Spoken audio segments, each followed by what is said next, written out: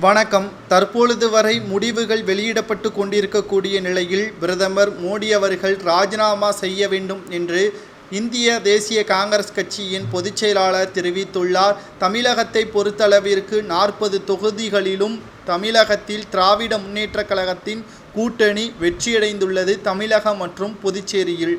ஆனால் all over இந்தியாவில் 296 தொகுதிகளில் பாஜக முன்னிலையில் இருக்கிறது. 222 தொகுதிகளில் காங்கிரஸ் முன்னிலையில் இருக்கக்கூடிய நிலையில் தற்பொழுது வரை ஒட்டுமொத்தமாக இந்தியா கூட்டணி முன்னிலை வருவதற்கான வாய்ப்புகள் இருப்பதாக செய்திகளும் நம்மால் பார்க்க முடிகிறது.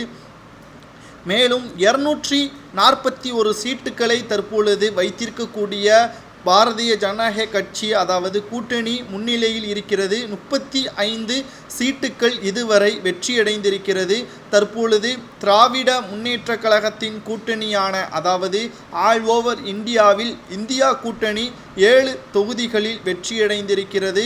குறிப்பாக இன்னும் முடிவுகள் வெளியிடப்படவில்லை. இந்த தேர்தலை பொறுத்தளவிற்கு கடைசி நேரத்தில் ஏன் கடைசி நொடியில் கூட எப்படி வேண்டுமானாலும் தலைகீழாக மாறலாம். காரணம், இந்தியா கூட்டணியும் சரி பாஜகவின் கூட்டணியும் சரி கூட்டணி கட்சியின் ஆதரவுகள் இல்லாமல் வெற்றியடைவது சாத்தியமே இல்லை. பீகார் முன்னாள் முதல்வர் நிதிஷ்குமாரை தன் வசப்படுத்த வேண்டும் என்பதற்காக ஒட்டுமொத்தமாக திராவிட முன்னேற்ற கழகத்தை விட ஒருபடி அதிகமாக துணை பிரதமர் பதவி வழங்குவதற்கான ஏற்பாடுகளும் செய்யப்பட்டிருக்கிறது.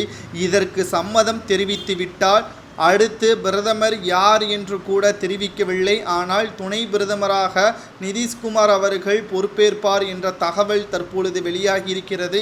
அரசியல் களம் தற்பொழுது சூடு பிடித்து கொண்டிருக்கிறது என்றே நாம் கூறலாம்.